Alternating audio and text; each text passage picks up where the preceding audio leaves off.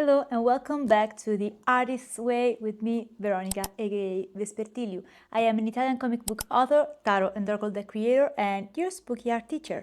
It's me again, yours truly. Welcome back to episode 5. If you don't know what this is about, make sure to check this video right here. This is episode 0, and from here you'll be able to access the full playlist about this series. So in the comment section of previous episodes, I noticed that some of you are still kind of confused regarding artist dates. To be exact, some of you were wondering, do we have to go on our artist dates outside, or can we have our artist dates at home? Let's quickly go through the rules of artist dates once again. An artist date is a date with our artist child, a solo date where we try to get in touch with our creative inner child. The author gives us an example by saying, go on your artist date and buy your artist child a toy dinosaur. This to say that despite it being called artist date, you don't actually have to do art. However, many people that go through the artist's way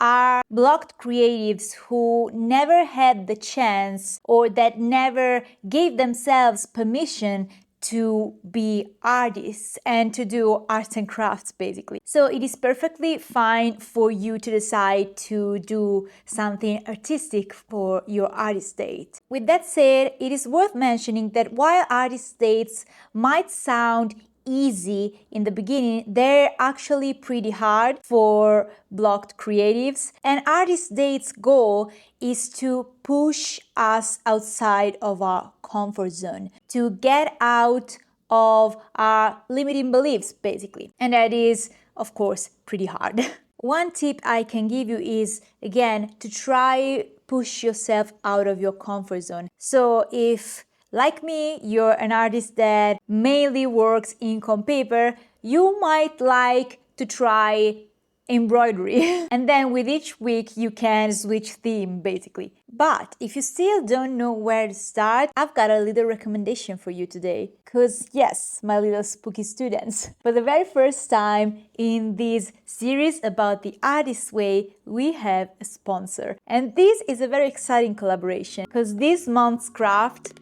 reach out to me, and I believe it is the perfect sponsor for today's video. This month's craft is a monthly subscription box tailored for creatives of any level of skills. Each month you receive a brand new box containing everything you possibly need to explore a new craft. So it's quite a perfect fit for our artist dates. Inside each box you'll find a little booklet describing that month's craft. For example, this month's project was air dry clay pottery.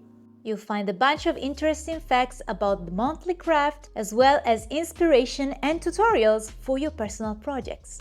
This kit came with a pastel set of acrylic colors, a sachet with a little sponge and clay tools for every need, a little bottle of gloss varnish, 2 paint brushes, and of course clay, a lot of air dry clay. Also a bottle of base coat. I took inspiration from this month's craft tutorials and decided to create an incense holder, a candle holder, and a little wall decoration. The air dry clay provided is really high quality, and it was actually a pleasure to work with it. This 3 little project actually took me more than one artist date, because artist dates usually should take a couple of hours per week, but you can go on extended artist dates and you can also have more than one artist date per week. After letting my 3 pieces dry, I gave them a first base coat and started decorating. I actually decorated them with a mixed media technique because I also decided to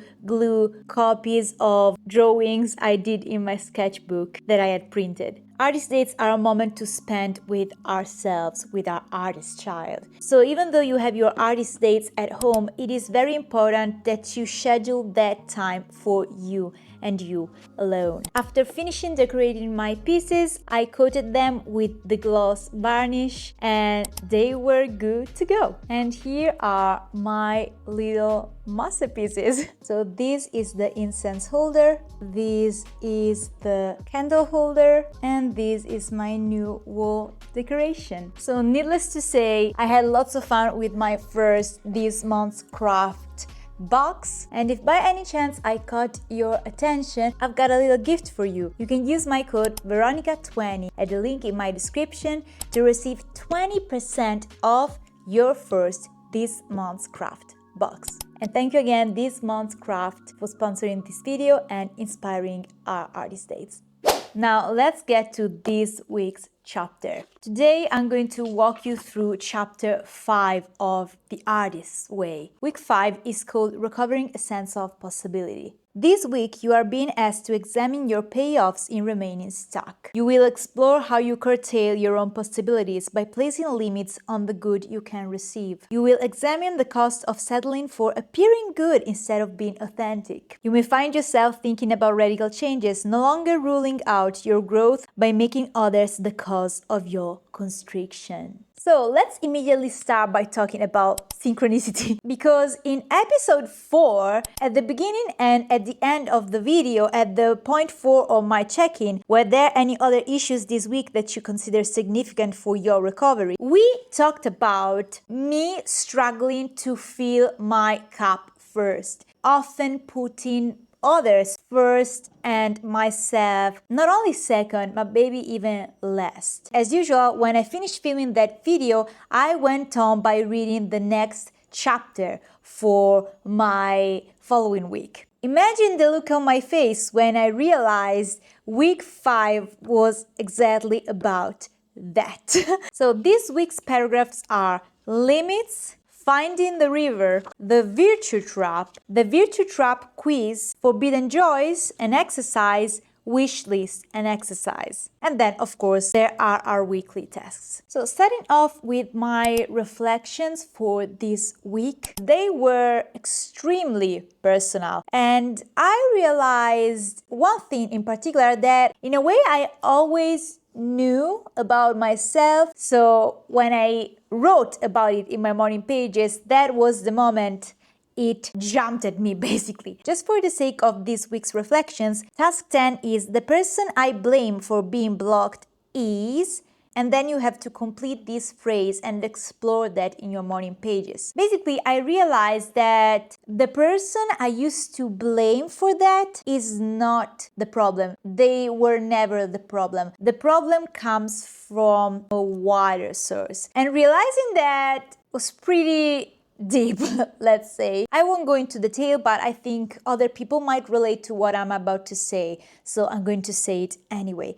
I've had an amazing childhood. I was never forced to do anything in particular. Nobody ever pushed on me their own beliefs. I was always encouraged to think with my own head and to seek independence in my life. However, I realized that even if I had a nice childhood, I have religious trauma. Yep, I said it. I never thought about that way, but at 31 years old, while doing my morning pages, I realized I have religious trauma. Here in Italy, close to Rome especially, Christianity is pretty felt. Most of my hometown cultural traditions are linked to religion. And so yeah, I realized that something that is kind of blocking me creatively comes from religious trauma. And I won't go in further detail on that because I think it is a private matter that I am not willing to discuss publicly, but acknowledging that out loud might help someone that is coming maybe to the same conclusions. So I wanted to share that regarding this week. With that said, I'm now going to read to you my highlights for this week. In the meantime, I have ready for you an extended footage of the making of my gorgeous 3 little projects. Oh my god, this works so nicely. So yeah, while I read this week's highlights to you, enjoy me crafting during my artist dates. This first paragraph is about limits. One of the chief barriers to accepting God's generosity is our limited notion of what we are in fact able to accomplish. We may tune in to the voice of the Creator within, hear a message, and then discount it as crazy or impossible. We take ourselves very seriously and don't want to look like idiots pursuing some patently grandiose scheme.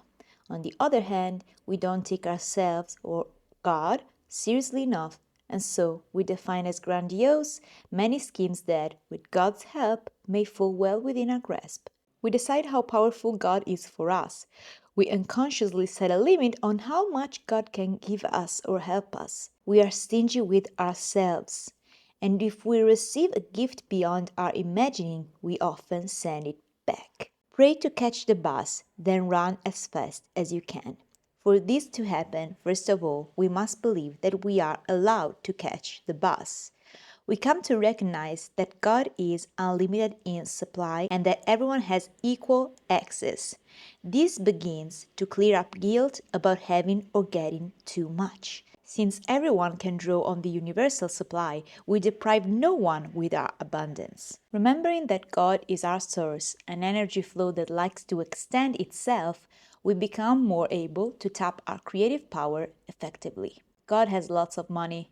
God has lots of movie ideas, novel ideas, poems, songs, paintings, acting jobs. God has a supply of loves, friends, houses that are all available to us. By listening to the Creator within, we are led to our right path.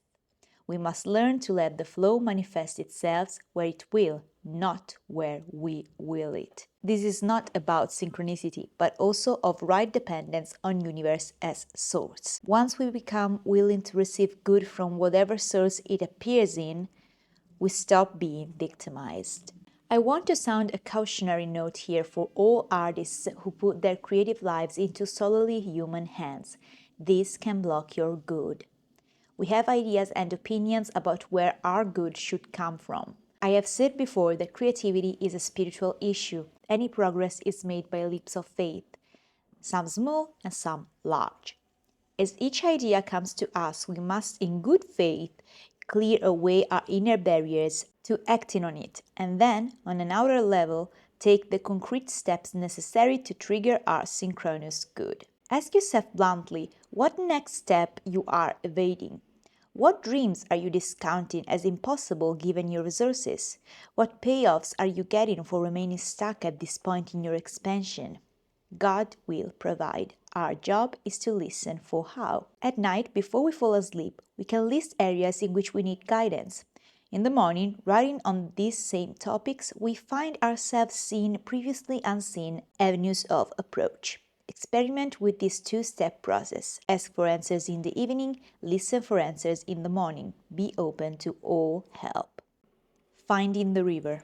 We have seen how often we think negatively and fearfully, how frightening it has been for us to begin to believe that there might be a right place for us that we could attain by listening to our creative voice and following its guidance. We have begun to hope, and we have feared that hope.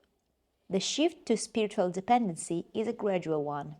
Each day we become more true to ourselves, more open to the positive. To our surprise, this seems to be working in our human relationships.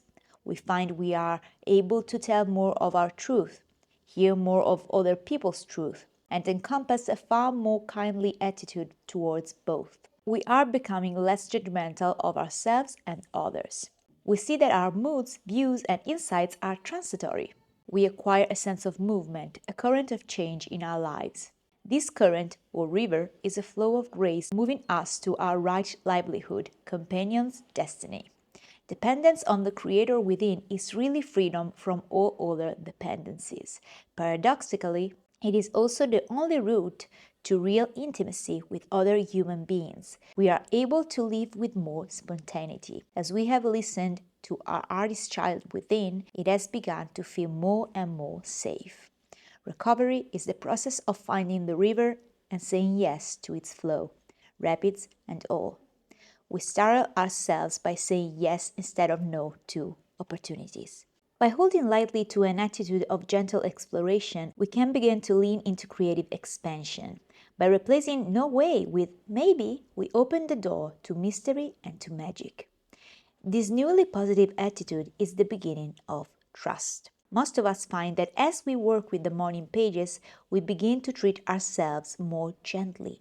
This compassion is one of the first fruits of aligning our creativity with its creator. We are learning to give up idolatry, the worshipful dependency on any person, place, or thing. Instead, we place our dependency on the source itself. The source meets our needs through people, places, and things. Time and again, I have seen a recovering creative do the footwork of becoming internally clear and focused about dreams and delights, take a few outward steps in the direction of the dream, only to have the universe fling open an unsuspected door. One of the central tasks of creative recovery is learning to accept this generosity. The virtue trap.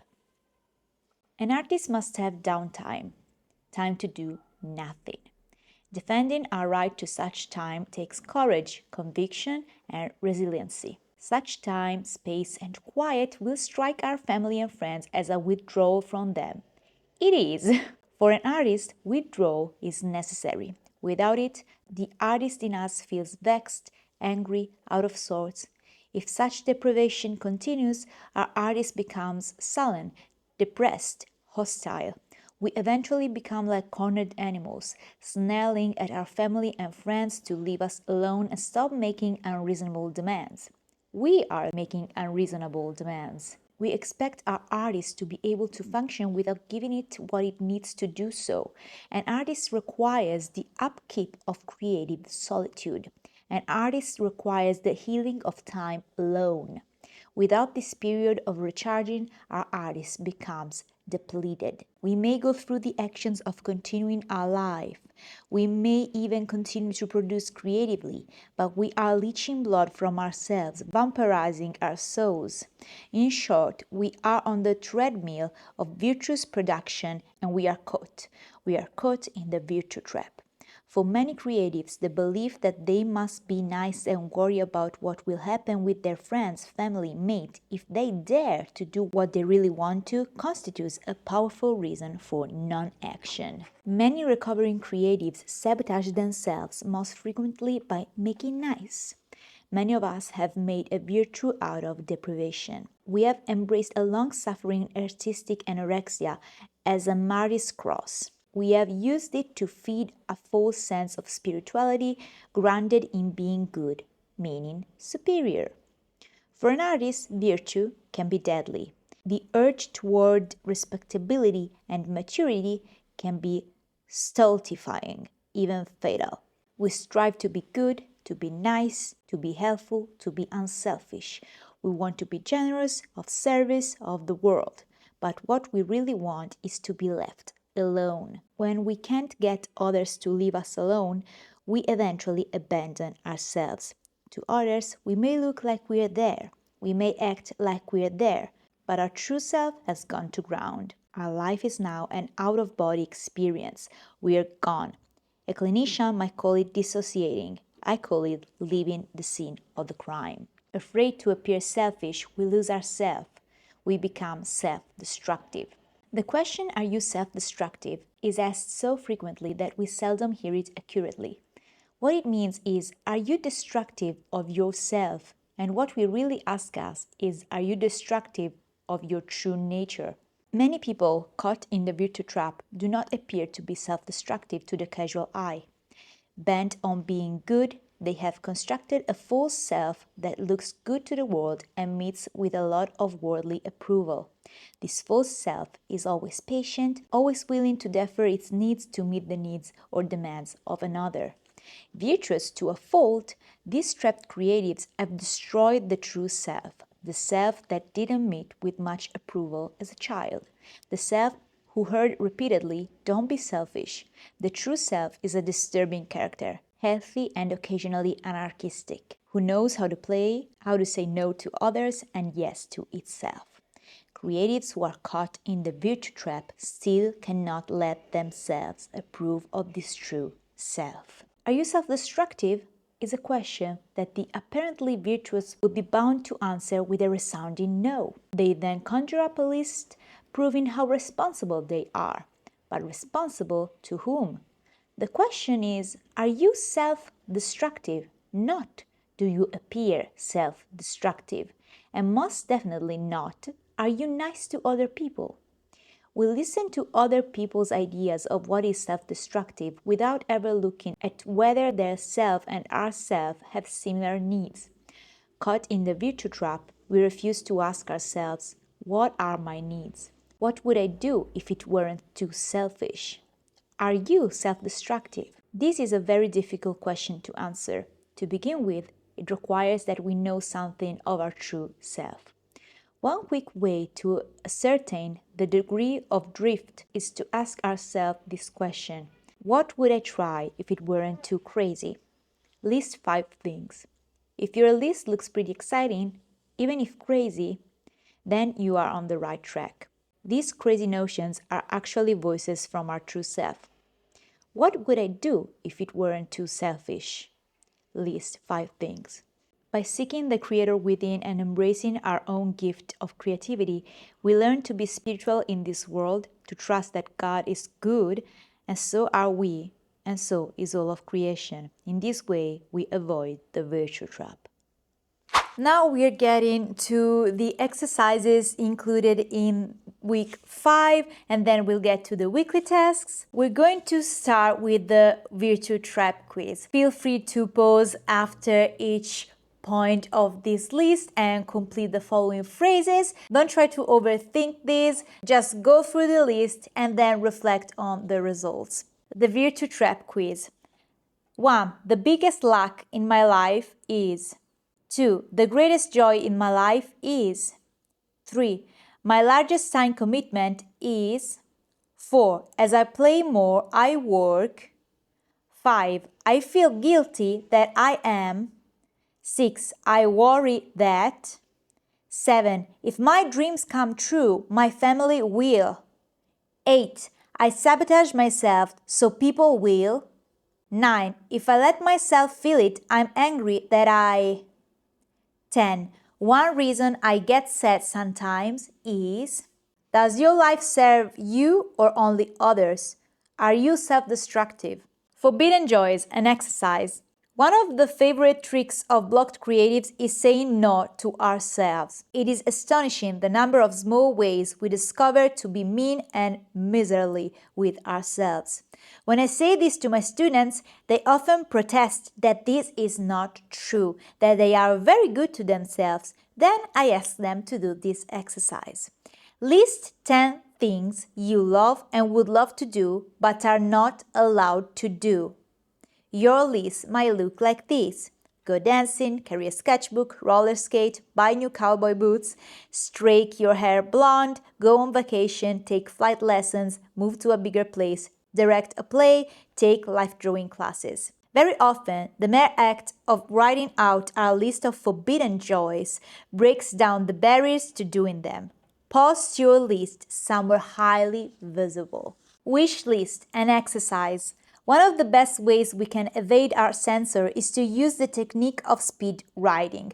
Because wishes are just wishes, they are allowed to be frivolous and frequently should be taken very seriously.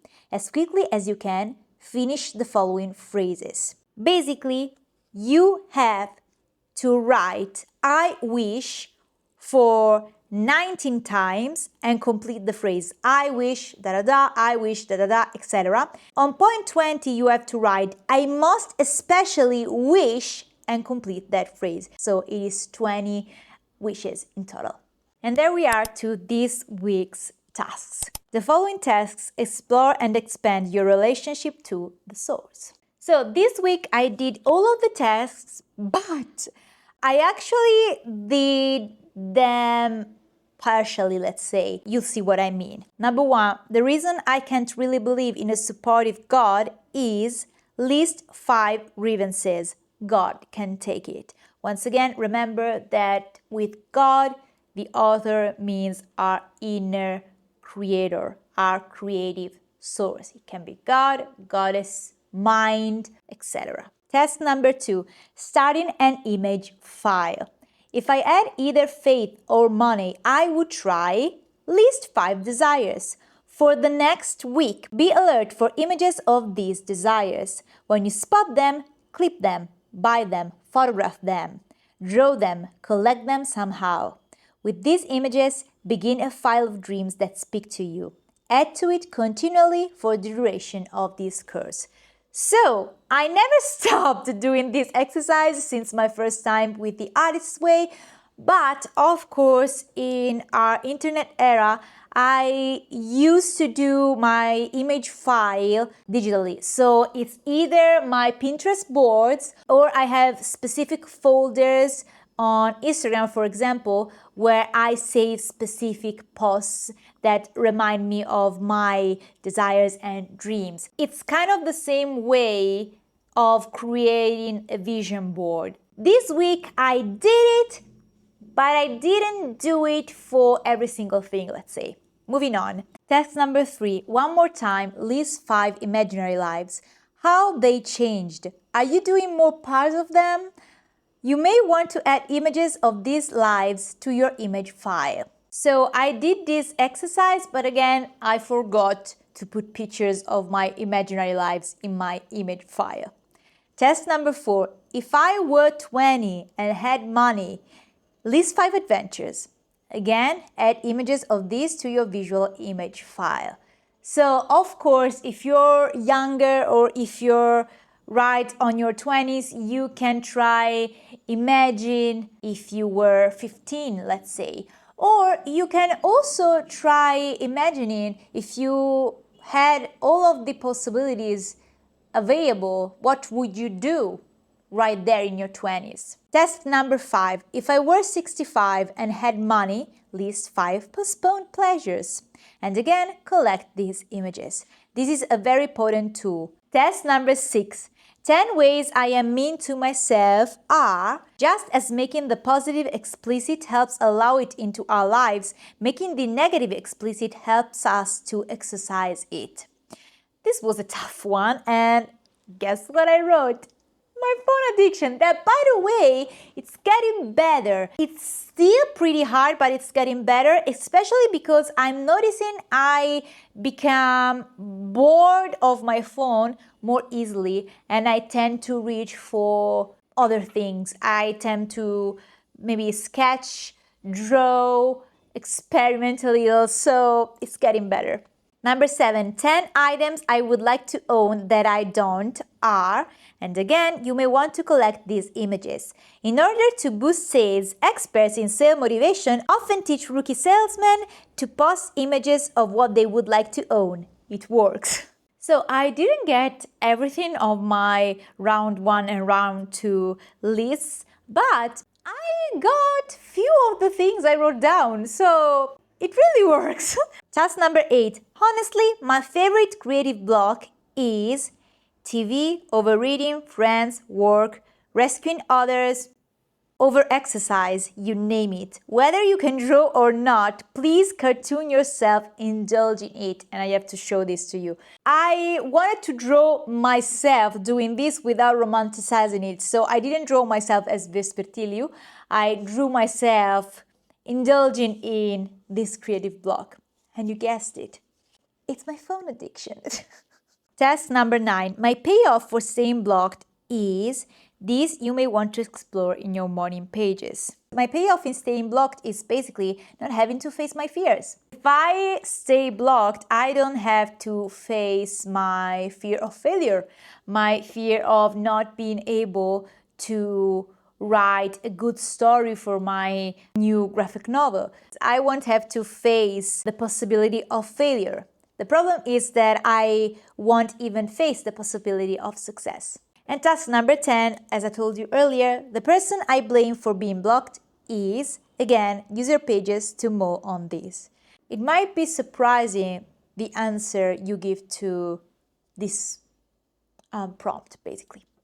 And with that said, let's move to the weekly check-in. How many days this week did you do your morning pages? Are you starting to like them at all?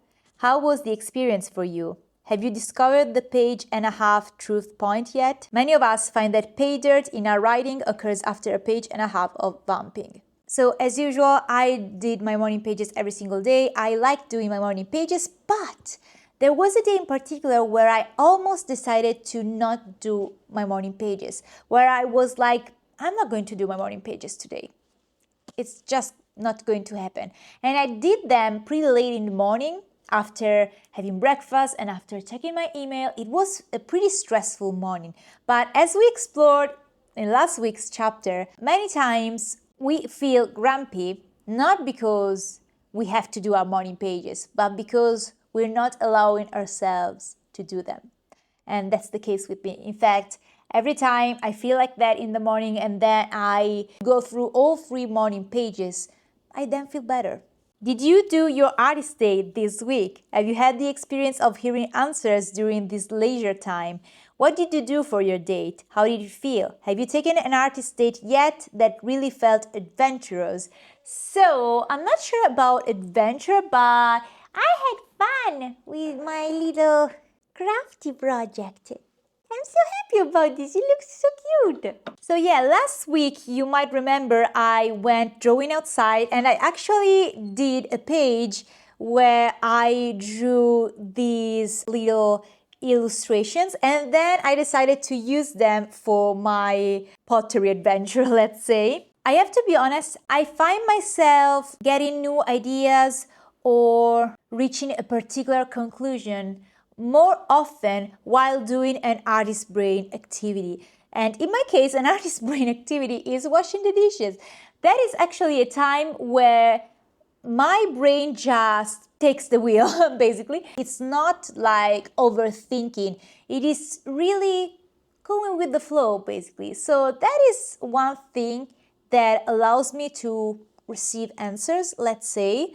But no, it didn't happen in my artist dates yet. Did you experience any synchronicity this week? What was it? Try inaugurating a conversation on synchronicity with your friends. There we are!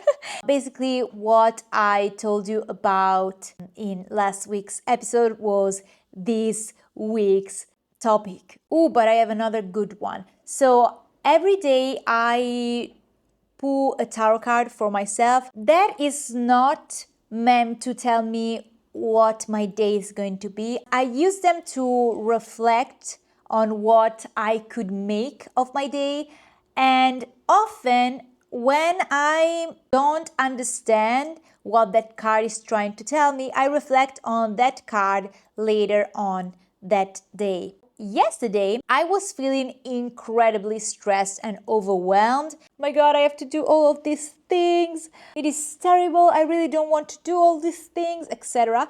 And I pulled justice. The moment I pulled justice, it was like getting a punch in the face because I realized, Veronica, these are the consequences of your actions. It's pointless to cry about it. You have to do what you have to do. Start doing it. Not only I basically was able to go through every single thing I had to catch on for work, but I also cleaned the house. Period. Number 4, were there any other issues this week that you consider significant for your recovery? Describe them. So this might link to task number 10. I think I realized one significant issue to my recovery is this newly discovered aspect of the religious trauma. So I'll probably have to work on that. And with that said, thank you so much for watching this video. We're done with our 5th week of the artist way. So it's actually been 6 weeks since episode 0. I'm really happy many of you have decided to come along with me in this journey. We're all in this together. If by any chance you find yourself not knowing what to do during your artist dates, remember that I have a discount code for you to get your first this month's craft box for 20% off. If you stayed till this point, thank you so much. I will see you very soon with more art videos. In the meantime, let's make art. Bye. Bye.